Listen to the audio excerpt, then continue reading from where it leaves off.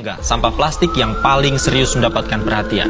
Ya benar, sampah plastik ini terus meningkat setiap tahunnya. Diharapkan pemerintah bisa menemukan solusi untuk mengurangi produksi sampah dibarengi dengan pengelolaan sampah yang bertanggung jawab sehingga plastik berakhir rilis. Kondisi laut Indonesia kini berada dalam situasi kurang beruntung. Beberapa titik sudah jadi tempat pembuangan. Assalamualaikum warahmatullahi wabarakatuh. Salam sejahtera bagi kita semua.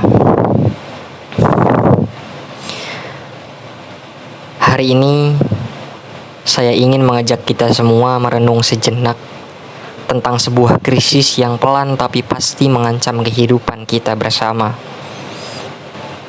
yaitu krisis lingkungan akibat sampah plastik. Teman-teman yang saya hormati, apakah kita tahu bahwa Indonesia adalah penyumbang sampah plastik terbesar kedua di dunia setelah Tiongkok? Dan menurut data, setiap tahunnya lebih dari 3 juta ton sampah plastik kita berakhir itu di laut. Kita semua tahu plastik tidak bisa terurai dalam waktu singkat. Butuh ratusan bahkan ribuan tahun untuk benar-benar terurai secara alami. Lagi dan lagi, ironisnya kita masih terus menggunakan seolah-olah tidak ada dampaknya. Kantong plastik sekali pakai, sedotan, kemasan makanan, semua kita gunakan beberapa menit, tapi akan mencemari bumi kita selama ratusan tahun. Siapa yang salah? Apakah pemerintah, industri, masyarakat, atau justru kita sendiri yang menjadi bagian dari masalah ini? Teman-teman sekalian, masalah ini bukan hanya soal tumpukan sampah. Ini tentang kesadaran yang krisis, tentang cara pandang kita terhadap bumi yang semakin tercemar.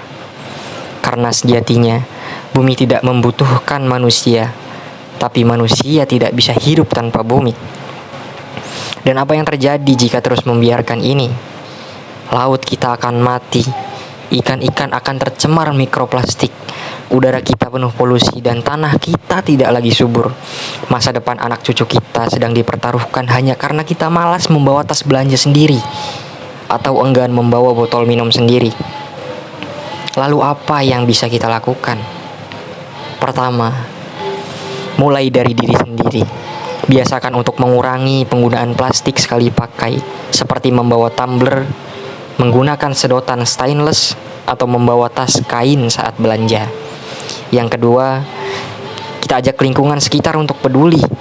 Kita bisa memulai gerakan kecil seperti membersihkan sampah di lingkungan, membuat kampanye di media sosial, atau mengedukasi teman dan keluarga tentang pentingnya hidup ramah lingkungan. Yang ketiga, kita bisa dorong perubahan sistem. Kita bisa menulis petisi, mendukung kebijakan ramah lingkungan, bahkan memilih produk dan merek yang peduli terhadap keberlanjutan isu ini. Teman-teman yang saya hormati dan yang saya banggakan, perubahan tidak terjadi dalam semalam, tapi perubahan besar selalu dimulai dari langkah kecil. Dan langkah kecil itu bisa dimulai dari kita, hari ini, di sini, sekarang juga. Mari kita berhenti bersikap seolah bumi ini adalah milik pribadi yang bisa kita eksploitasi sesuka hati. Kita hanya numpang loh hidup di planet ini. Dan sudah seharusnya kita menjaga, bukan merusaknya. Bumi adalah rumah kita bersama. Jika rumah ini rusak, kita tak punya tempat lain untuk lari. Ayo jaga bumi ini. Kurangi plastik dan ubah gaya hidup.